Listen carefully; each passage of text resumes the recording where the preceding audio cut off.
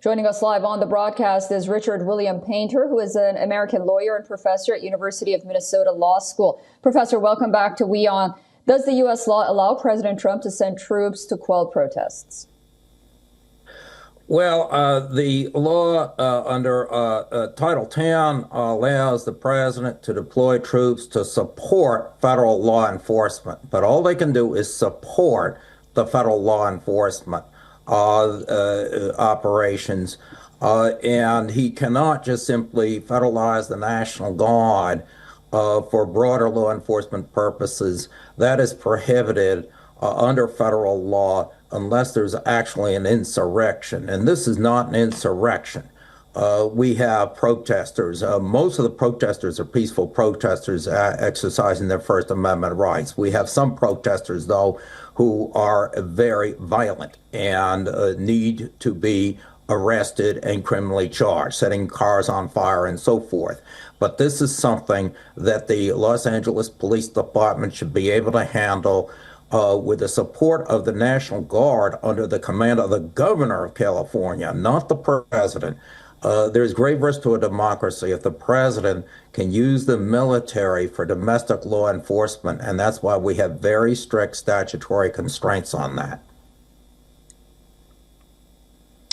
And Professor, I want to ask you, you talked about Governor Newsom. It seems like he has no desire to help President Trump in these endeavors. Is President Trump's move susceptible to legal challenges in any way at this point as we're talking? Well, there are two different levels. One is President Trump's immigration policy, which will be challenged in the courts. And some of the operations here are legally permissible, whether they are wise or consistent with our values of a country is a different issue. But some of the detentions by immigration authorities are not permissible. We've had some problems the Trump administration has run into in the courts there. But then the second issue is the federalization of the National Guard. And at this point, all the president can do is use the National Guard to the very limited extent he needs to support federal law enforcement operations.